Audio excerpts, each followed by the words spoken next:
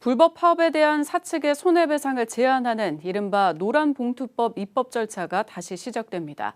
민주당은 다음 달 초 국회 본회의에서 처리한다는 계획이지만 입법까지 순항할 수 있을지는 장담할 수 없습니다.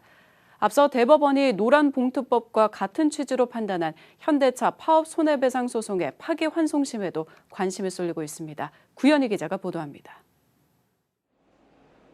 지난 2010년 11월 현대자동차 비정규직 노조는 정규직 전환을 요구하며 울산공장 1, 2라인을 278시간 중단시켰습니다. 현대차는 조업 중단으로 손해를 입었다며 파업에 참가한 조합원 4명을 상대로 20억 원의 청구 소송을 냈습니다. 3년 뒤 비정규직 노조는 다시 공장을 1시간 정도 점거했고 현대차는 이번에도 4,500만 원을 배상하라고 청구했습니다. 항소심까지는 현대차의 승리. 하지만 대법원은 두 사건의 판단을 뒤집고 노조 측의 손을 들어줬습니다. 개별 조합원의 배상액은 쟁의 가담 정도와 손해 발생 기여도 등을 따져야 한다는 겁니다.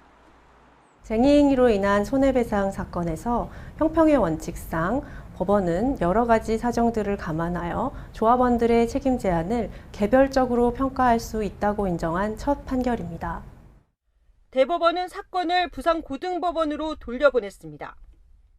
부산고법 울산재판부 민사 2부에 배정됐는데 이 파기환송된 지 넉 달이 지났지만 아직까지 첫 재판 날짜는 잡히지 않았습니다.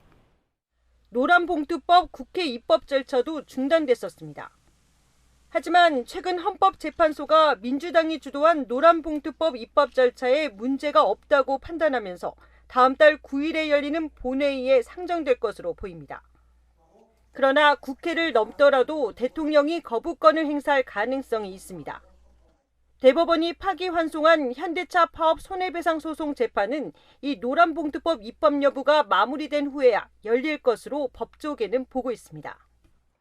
앞선 대법원 판결이 사실상 노란봉투법에 힘을 실었다는 평가가 나오는 가운데 파기환송심은 어떤 결론을 내릴지 주목됩니다. JCN 뉴스 구현입니다.